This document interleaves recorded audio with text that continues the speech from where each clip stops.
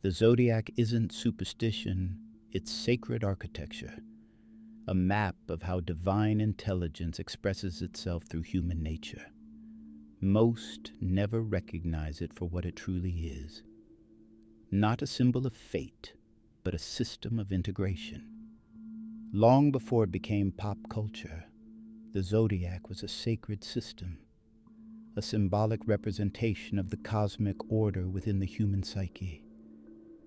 Each sign wasn't designed to divide people, but to describe 12 essential functions of the soul, 12 ways the divine expresses itself through human form. The ancients saw this as the great wheel of becoming, and Carl Jung saw the same truth from another angle. He called them archetypes, patterns of being living in the collective unconscious. The eternal roles every soul plays in its journey toward wholeness. The Zodiac and the archetypes are mirrors of one another, two languages describing the same geometry of spirit. Think of the Zodiac as the human soul fragmented into 12 rays of purpose. Each sign carries a divine gift and a lesson. Each one is a piece of a whole that only becomes complete when we learn from the others. Aries, the spark of life, the warrior. It is the birth of individuality, the soul's first breath into existence. Aries reminds us that creation begins with courage, the willingness to step into the unknown before certainty ever arrives. It carries the essence of divine impulse, the raw fire that initiates movement where stillness once ruled. But when unconscious, this same flame burns recklessly, mistaking motion for meaning and conflict for purpose. Aries teaches that true strength is not in the strike, but in the steadiness of direction, to act not from reaction, but from presence.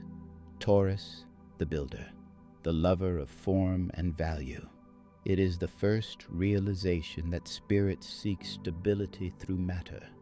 Taurus roots the divine spark into substance, teaching us to find beauty in patience and power in consistency. It is where we learn that creation is sacred when we cherish what endures. But when asleep, Taurus clings, mistaking comfort for peace and possession for love. Its wisdom is in stillness, that true security is not in what you hold, but in what holds you. To be fully present in the body is to see the divine in the material world. Gemini, the messenger, the weaver of thought and meaning. Here consciousness discovers itself through reflection. Gemini is the sacred dance between opposites, the movement of mind that turns perception into dialogue. It teaches that truth is not a fixed point, but a living conversation. When asleep, it scatters itself in endless questions, afraid of silence, afraid of stillness.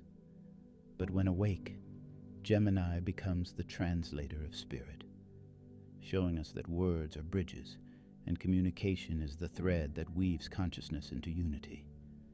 Cancer, the nurturer, the mother. It is the return inward, the divine impulse to protect life. Cancer teaches that sensitivity is not weakness, but the highest form of strength, the ability to feel deeply without drowning. It is the archetype of emotional alchemy, where love transforms fear into belonging. Yet when unconscious, Cancer clings to the past, mistaking nostalgia for safety and caretaking for control. Its true power is in stillness, to hold space, not grasp for it. For only when the inner child feels safe can the soul truly evolve. Leo, the king, the performer. Here the divine spark learns to shine. Leo embodies the radiant force of individuality, but in its highest form, it shines not for approval, but as an offering, illumination shared. When asleep, it demands the spotlight. When awake, it becomes the light itself. Leo teaches us that joy is devotion in disguise, that creativity, at its purest, is the soul celebrating its existence through expression. To lead is not to dominate, but to inspire through presence. Virgo, the healer, the servant of refinement. In Virgo, spirit becomes attentive to detail, the alchemy of order born from divine intelligence. It sees the sacred in the small, understanding that perfection is not flawlessness, but harmony between chaos and care. When asleep, Virgo becomes trapped in judgment, measuring worth through comparison, forgetting that humility is not self-erasure but awareness. Virgo teaches that service is not submission, it is sacred craftsmanship, aligning the microcosm of one's life with the macrocosm of divine order. Libra, the harmonizer, the lover. Here the soul learns symmetry. Libra is the art of relationship, the recognition that what you see in another is a mirror of your own becoming. It teaches that beauty is not an object, but the byproduct of balance. When asleep, Libra performs peace instead of embodying it, trapped between pleasing others and losing the self. But when awake, it becomes grace itself, the invisible hand that restores equilibrium through truth and tenderness. Libra reminds us that harmony is not the absence of tension. It is the music made by two souls in tune. Scorpio, the alchemist, the gatekeeper of transformation. Here the soul descends into shadow, secrecy, and rebirth. Scorpio is the power of death made sacred, the mystery that teaches that endings are never endings, but metamorphosis in disguise. When asleep, it clings to control, hoarding emotion, guarding truth, believing that power is possession. But when awakened, it becomes transmutation itself, turning pain into purpose and desire into devotion. It whispers, nothing real can be destroyed, only reborn. Sagittarius, the philosopher, the seeker of meaning. The soul now lifts its gaze from ashes to horizon. Sagittarius is the impulse to explore truth across dimensions. It teaches that wisdom is not collected through travel, but through perspective, the courage to expand beyond belief. When asleep, it preaches instead of perceiving. It seeks escape rather than enlightenment. But when awake, Sagittarius becomes faith embodied, the knowing that life itself is a pilgrimage of discovery. The arrow's flight is not to escape the world, but to understand it. Capricorn, the architect, the master of structure and time. Here spirit learns form again, but this time with purpose. Capricorn builds what endures beyond the individual. It teaches that patience and perseverance are not mere endurance. They are devotion made tangible. When asleep, it becomes rigid, confusing achievement with worth and structure with control. But when awake, it embodies divine authority, the will to shape reality not for ego, but for legacy. It shows us that boundaries are not cages, but sacred containers for power. Aquarius, the visionary, the rebel. Aquarius stands at the edge of the known. It carries the blueprint of evolution, the mind of the collective made visible through the individual. It teaches us that genius is the courage to stand apart, not for pride, but for progress. When asleep, Aquarius detaches from humanity in pursuit of ideals. When awake, it reconnects, becoming the bridge between innovation and compassion. It reminds us that liberation without love is just another form of isolation. Pisces, the mystic, the poet of the unseen. The circle closes here. Pisces dissolves boundaries, reminding us that all things return to their source. It is the voice of divine empathy, the ability to feel the whole without losing oneself within it.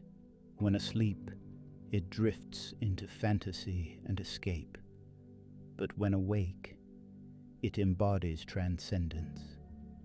The realization that love is not emotion, but recognition, that everything you touch is another form of yourself. Each sign is both an invitation and an initiation to embody your own and to integrate what others reflect. Because your purpose isn't to become all 12, it's to learn from all 12, until what was fragmented becomes whole again. Jung once said, "Until you make the unconscious conscious, it will rule your life and you will call it fate." The Zodiac is the oldest language of that unconscious, a divine compass pointing back toward integration. Every relationship, every challenge, every attraction you experience is the wheel turning, the soul guiding you toward what you lack so that you can evolve. The fiery courage of an Aries might teach the detached Aquarius to feel again.